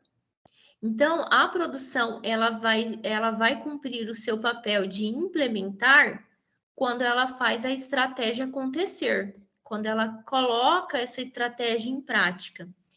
Ela vai seguir o papel de apoiadora quando ela vai apoiar a estratégia, porque às vezes a estratégia ela não vai estar na produção, mas ela pode estar lá na venda, né? Mas o processo de produção já cumpriu, já fez algo que vai apoiar que essa estratégia ela aconteça lá nas vendas. E o papel de impulsionadora, quando ela vai impulsionar a empresa dentro do mercado, quando ela vai oferecer certas vantagens competitivas para a empresa. Então, esses são os 3 papéis de uma organização, de uma produção. E a produção também tem os seus estágios. Tem o estágio 1, 2, 3 e 4. Para vocês lembrarem bem, quanto mais próximo de 4, mais eficiente ela é. Então, veja, lá no estágio 1, quando a produção está nesse estágio, ela não tem bom resultado, né? A produção ali, ela mais atrapalha do que ajuda a empresa, de fato, a alcançar os seus resultados. Então, vamos supor que nós estamos começando a organização, né? Essa produção ainda não tem muita experiência, ela não foi bem pensada, ela não está ajudando, né? Ela não está cumprindo o seu papel. Então, ela está aqui no estágio 1. Lá no estágio 2, ela melhorou um pouquinho. Ela já é criativa, ela já consegue identificar o que o seu concorrente faz e já tenta fazer melhor, né? Então, ela já se compara com esses concorrentes. Então, produção estágio 2. Lá na produção estágio 3, ela melhorou mais. Ela já está entre as melhores do mercado, né? Ela já consegue entender qual é o objetivo estratégico. E lá no nível 4, no estágio 4, ela é melhor ainda. Ela já conseguiu atingir a sua excelência. Então, esses são os estágios da produção. Bem, depois de criar a estratégia, é muito importante observar também os objetivos. O objetivo da organização, o objetivo da produção, aonde se quer chegar, o objetivo do seu desempenho, né? Então, aonde você quer chegar, né? Com esse desempenho. Esse é o questionamento que vai fazer você entender o seu objetivo. Então, quero ofertar produtos de qualidade, então esse é o meu objetivo. Quero ofertar rapidez nas entregas, esse é o meu objetivo. O que você quer com a sua produção? O que se sugere de objetivos para a produção, para o seu desempenho? Qualidade, velocidade, confiabilidade, flexibilidade, custo e ético-social. Penso que todos esses não precisa explicar para vocês o que é cada um, mas eu acho que talvez o que vocês podem confundir é o ético-social. Ético-social é produzir, né, com respeito e com ética para com a sociedade, para com o meio ambiente. Os demais, eu penso que todos vocês sabem o que é. Trade-offs, né? O conceito de trade-offs. O que significa isso? Bem, o trade-offs, ele é um conceito usado dentro da administração e o que ele prega é que nem sempre nós vamos conseguir ser bom em tudo. Quer dizer, ele diz que é impossível uma organização ser boa em todos os aspectos, ser boa em tudo, atender todos os públicos e ter todos os critérios. Por exemplo, as Casas Bahia. As Casas Bahia, ela oferece produtos para um público de baixa renda. Dificilmente ela vai conseguir atender públicos que não têm esse perfil. Se ela começar a mudar para atender um público de alta renda, ela não vai conseguir atender o de baixa. Então, veja bem, para que eu possa atender um público de baixa renda, normalmente o que se busca, o que esse público busca, é ter um produto de baixo custo. Para que uma empresa oferte um produto de baixo custo, muitas vezes ela vai ter que tirar algumas questões que naquele produto era de qualidade, né? Então, para baixar o custo. Então, eu tenho uma cadeira que tem lembrei de um colchão que eu fui comprar esses dias. Esses dias não, quando eu casei, eu fui comprar um colchão que eu fui lá na loja e o vendedor, ele é muito vendedor. Ele fez eu deitar em todos os colchões, eu e meu esposo. Experimenta esse, a gente deitava. Experimenta aquele, a gente deitava. E a gente tentava sair dele e ele experimenta. E de fato nós estávamos interessados, mas nós não queríamos ficar deitando em todos os colchões. E teve um colchão que eu deitei, nossa, foi maravilhoso aquele colchão. E o colchão parecia que me abraçava, eu parecia que estava em uma nuvem. O colchão maravilhoso. Oi? Quase desistiu de casar para ficar só com colchão, prof. Então, e aí no final, nossa, pensa num colchão maravilhoso. E aí ele fez eu deitar em todos e depois eu não queria mais deitar em nenhum, eu queria aquele colchão. E aí no final, né, fui lá negociar, né? Qual que é o valor? E ele não falava o valor, ele só falava que o produto, ele tinha uma espuma assim, tinha um não sei o que lá, ele era terapêutico, ele tinha um monte de coisa. E eu, qual que é o valor? E ele tinha isso, e eu falei, não, eu quero saber o valor. Aí ele falou 17 mil. Quando ele falou 17 mil, a minha cara foi no chão, eu não consegui disfarçar, que normalmente falava, obrigada, né? Não consegui disfarçar.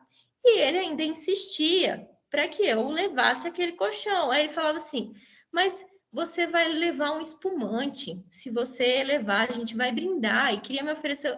Aí, assim, para eu sair dele, eu falei assim, olha, o meu carro vale 17 mil na época, né? Aí ele ainda falou assim para mim, mas você passa mais tempo no colchão ou no carro?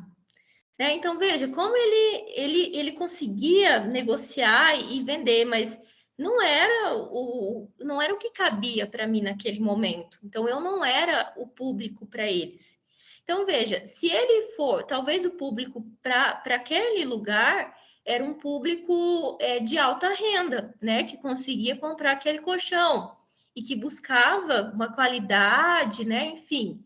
Se ele quisesse me atender, com certeza ele ia ter que tirar muitos benefícios que aquele colchão tinha para se encaixar dentro do meu orçamento.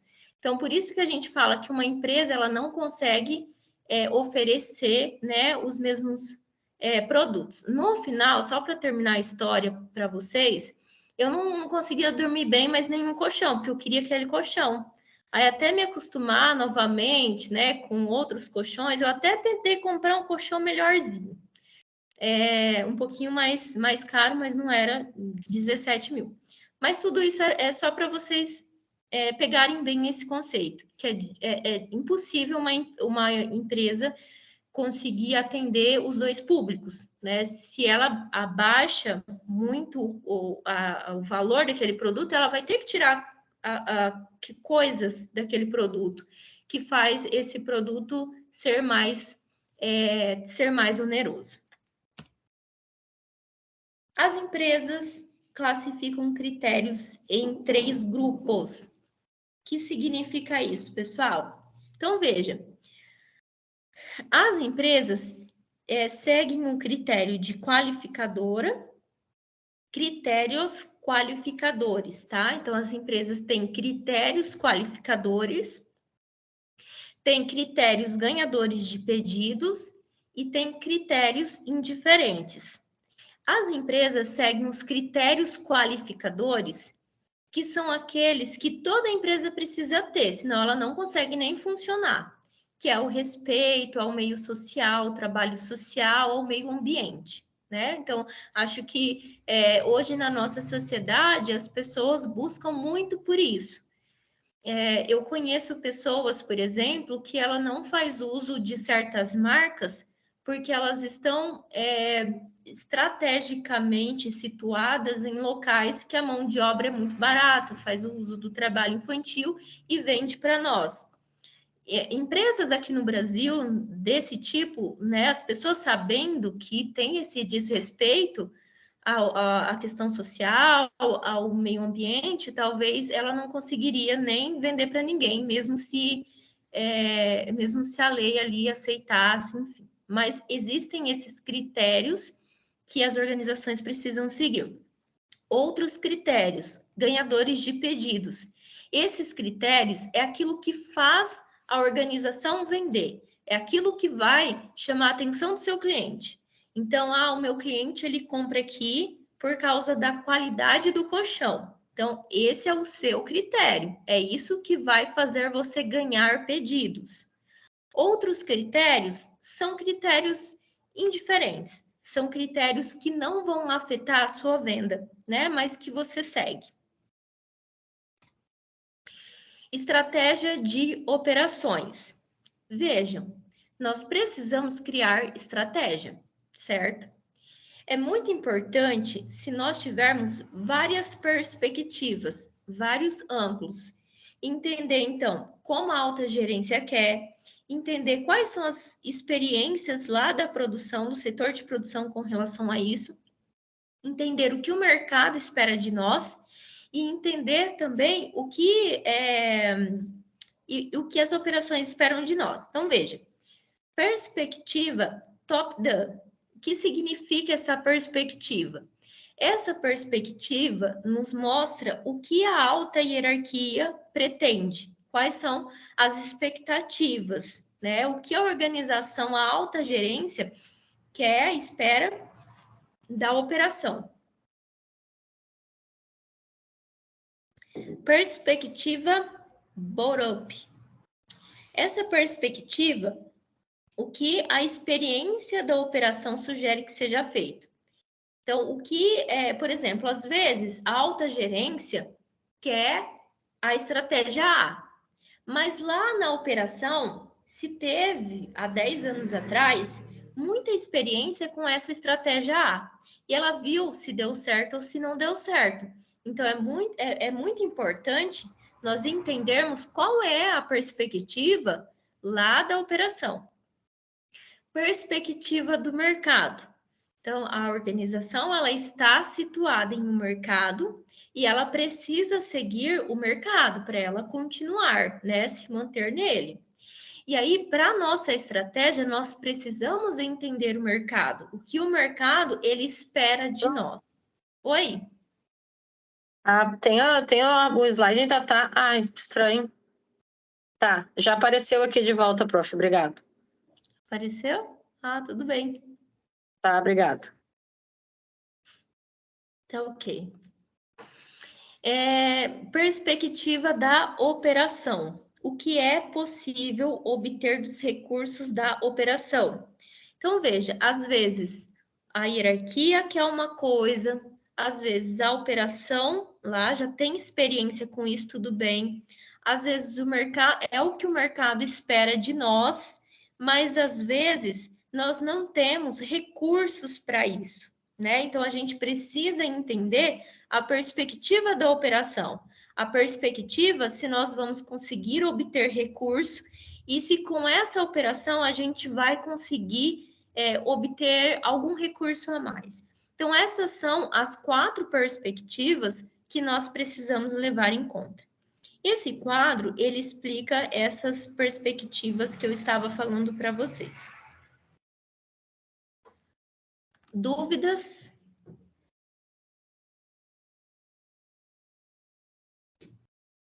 Podemos seguir?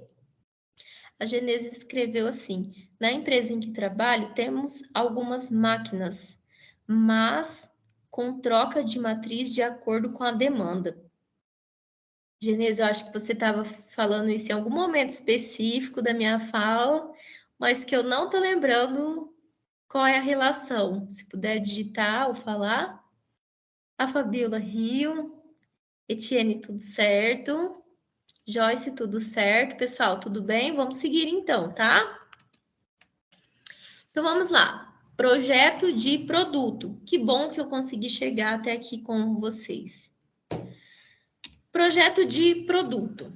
Ok, conseguimos entender o que é produzir, né? O que é administração de produção e projetar. O que significa projetar? Projetar é idear, é planejar. Então, você vai formar o seu projeto, e isso é projetar. Então, eu quero produzir um colchão, eu vou projetar aquele colchão. A espuma vai ser assim, a altura vai ser assim, a costura vai ser assim. Eu estou ideando, estou idealizando aquele colchão, estou planejando, estou formando o meu projeto. E isso é projetar. Como o livro traz isso? É um processo que engloba ideia ou concepção do produto até a atividade de definição de todas as especificações que tornarão possível a sua produção. Aquilo que eu estava comentando. Nós vamos pensar no produto, nós vamos definir as características daquele produto.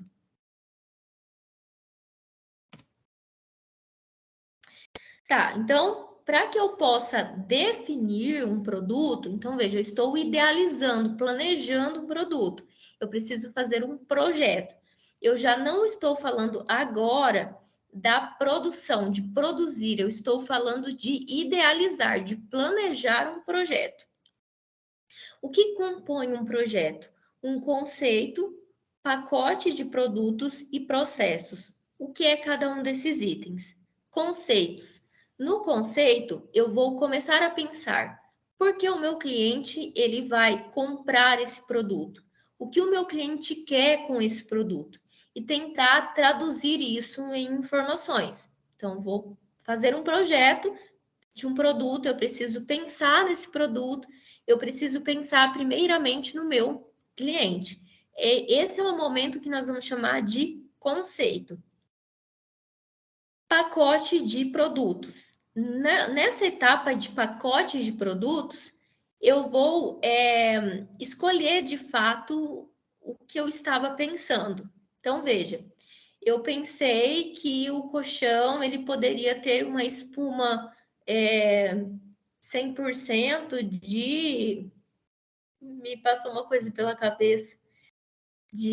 Vamos supor que eu preciso de uma espuma especial. Então, lá naquele colchão, eu preciso de uma espuma especial e eu tenho a possibilidade do fornecedor A, fornecedor B, ou eu tenho uma possibilidade que a costura ela seja de lado ou seja de frente, mas aqui nesse momento eu vou escolher essas questões que eu tenho aí alternativas. Isso vai acontecer no pacote de produtos. Conceito: penso no cliente e tento traduzir essas informações. Pacote de produto: eu vou de fato escolher esse projeto e como esse projeto ele vai ser feito. Processo: no processo eu vou escolher de fato as matérias-primas. Então, lá no pacote de produto, eu escolhi que a costura ela vai ser feita por cima do colchão. Tá, então, que costura, quem vai ser o fornecedor, qual é a matéria-prima, isso vai acontecer no processo. Eu vou definir essas questões.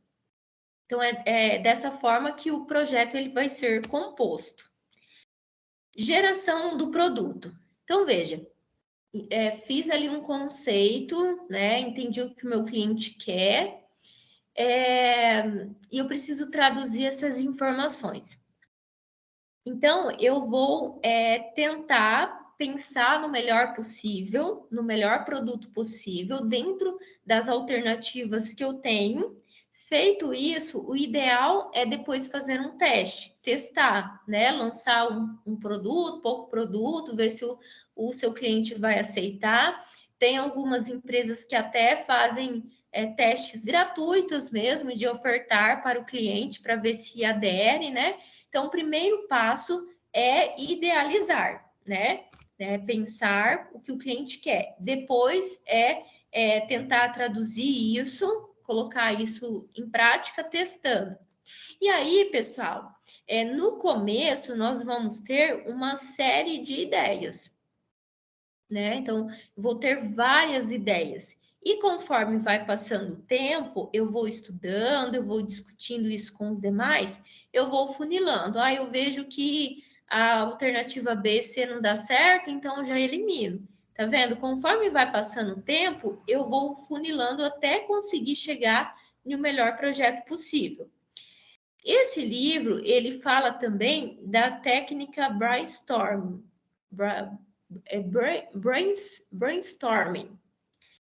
Essa técnica, ela consiste na reunião de várias pessoas para pensar em um projeto.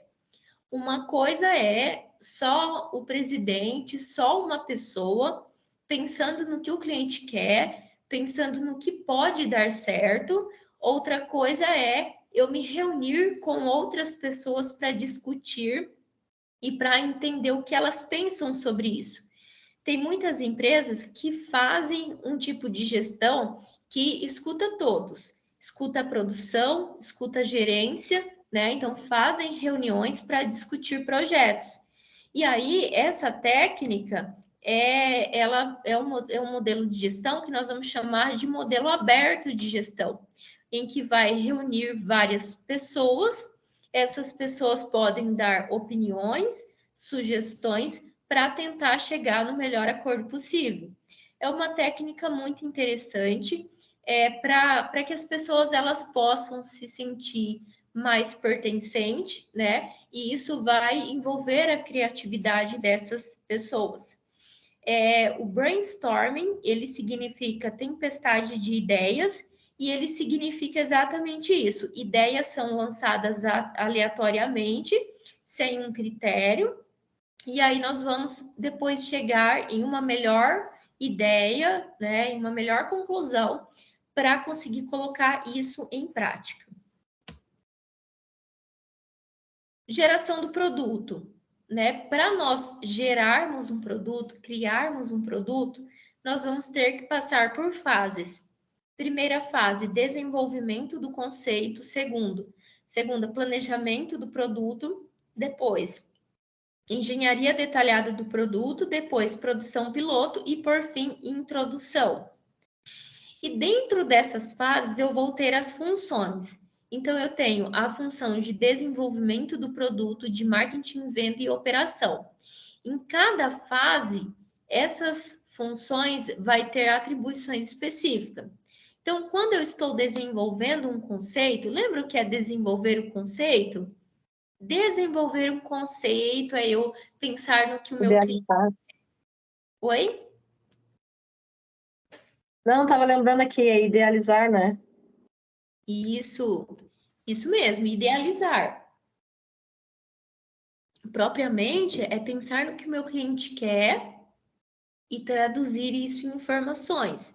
E aí, essas funções, nessa fase do desenvolvimento do conceito, vai ser importante.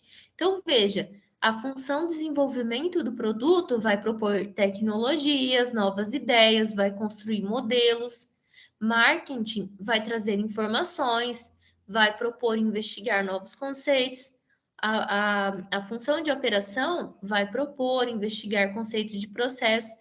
Por isso que seria muito importante fazer reuniões com pessoas desses setores para conseguir fazer projetos de produtos ou serviços.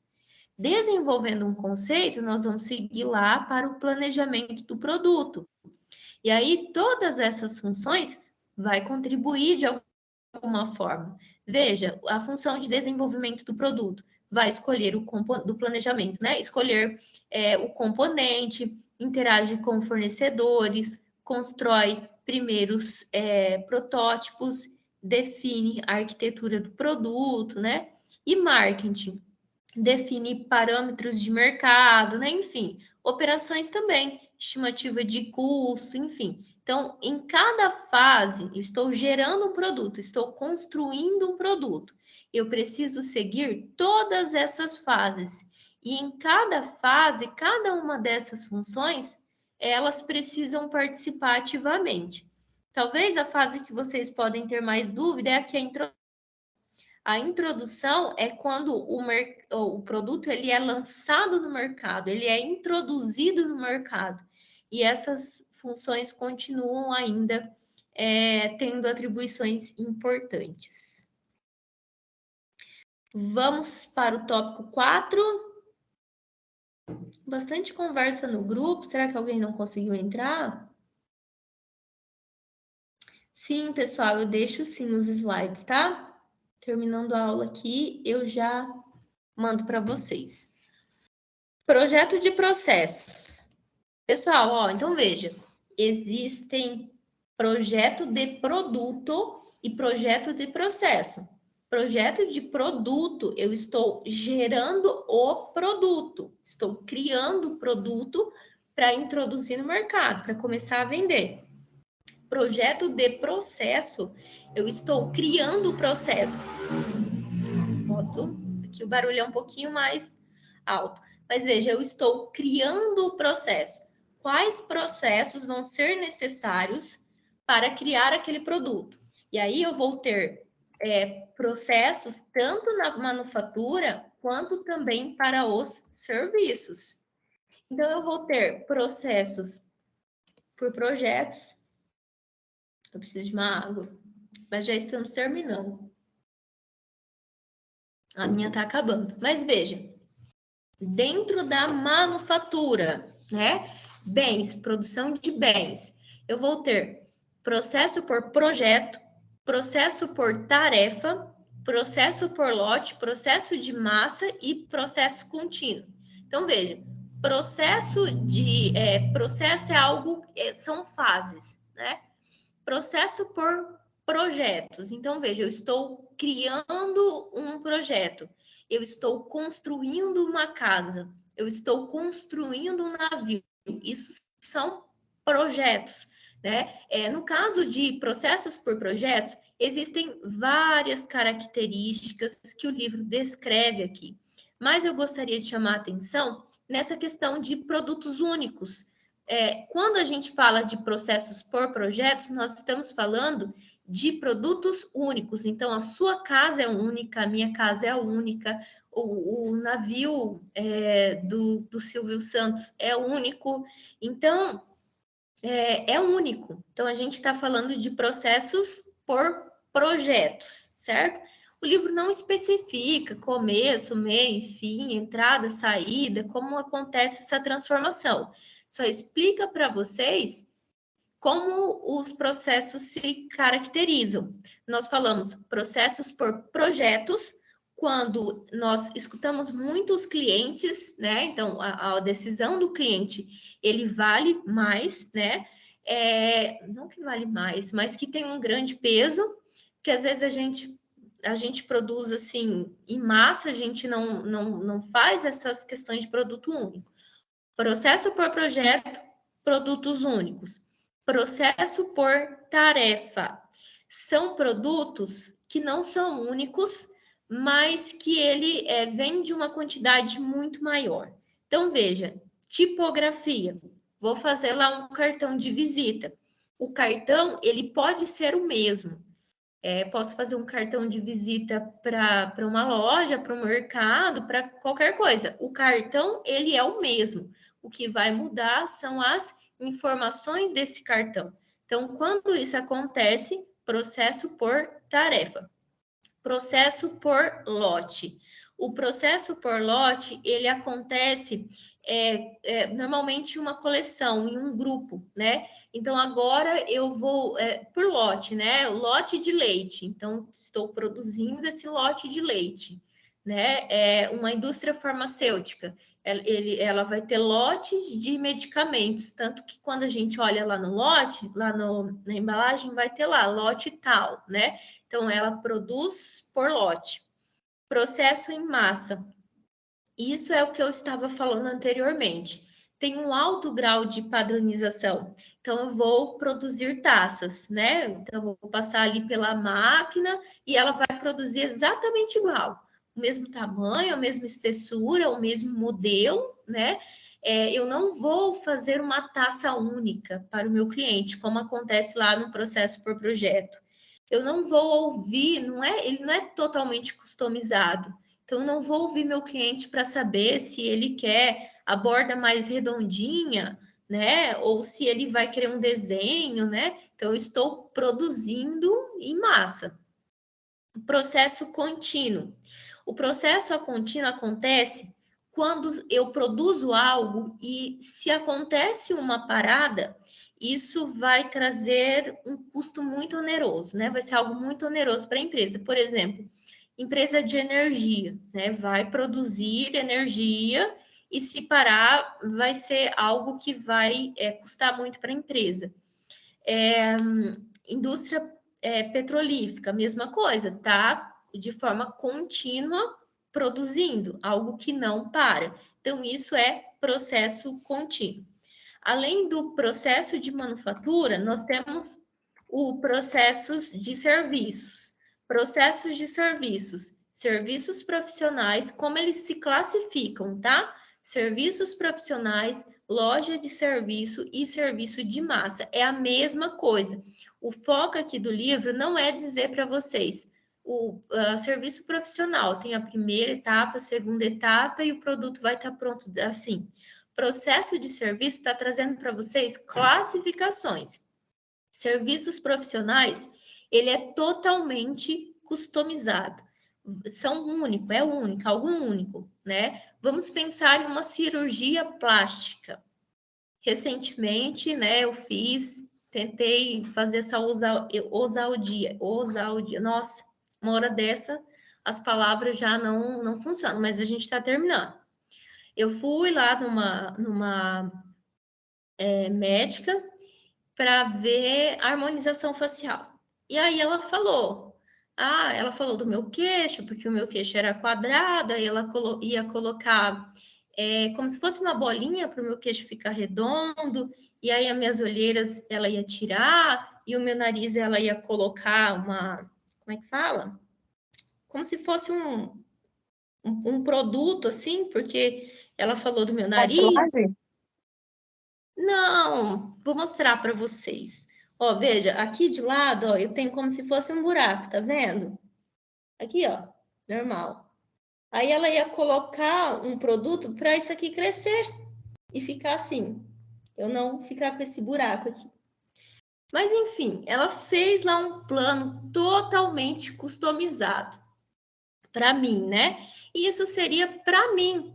Porque se uma outra pessoa fosse lá, talvez ela não mexeria aqui. Aí ela falou que na boca ela não ia mexer, porque a boca estava bom, na maçã do rosto também não. Mas talvez em uma outra pessoa, talvez não ia precisar mexer no queixo, ia mexer na boca ou na maçã do rosto. Então, veja, é algo totalmente customizado, é único. Foi para mim aquele pacote. Claro que eu fiquei com medo, né, de ficar algo muito artificial e eu acabei não indo, né? E também o custo, no caso da minha classe, não entraria também. Mas veja, oi? Não, estava pensando aqui até pela especificidade do trabalho, né? Acaba sendo caro também. E que é o caso desse processo de serviço aí que tu está explicando, né?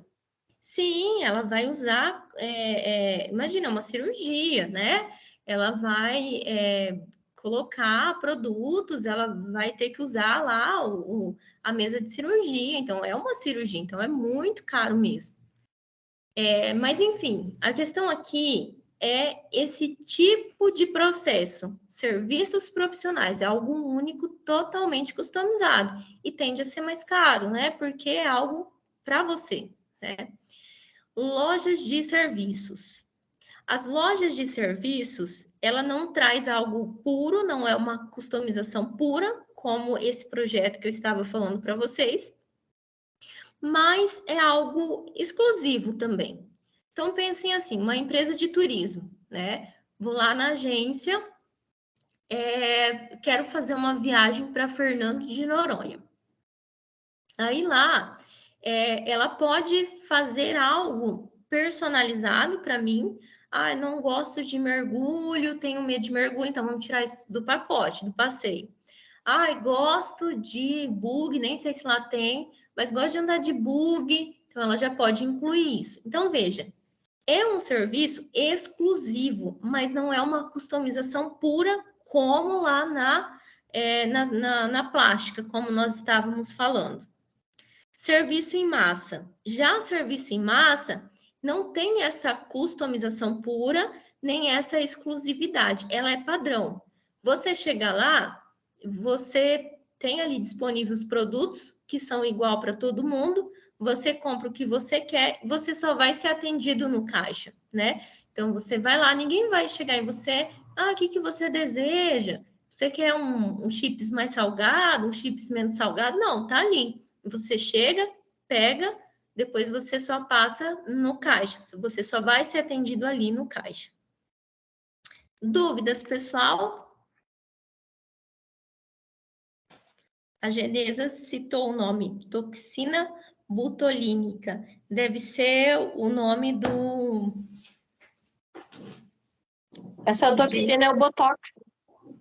Ela falou É o de mesmo. Botox também. Ela falou de... Sempre tem Botox nessa situação. Ela Tem falou... fios de sustentação e agora a gente vai mudar o rumo dessa próxima. Ela falou mesmo. Além de tudo isso que eu citei para vocês, ela falou, pediu para mim sorrir. Aí eu sorri, aí ela falou que ficava ruga, né? E ela me ofereceu o Botox também, né? Mas eu confesso assim que eu fiquei com uma vontade de fazer um certo detalhe ali que ela falou, mas eu senti que talvez ali não era o momento, quem sabe, né? Depois, quando a vida ficar melhor, né? Mas eu fiquei com muito medo de ficar muito artificial. Pessoal, alguma dúvida?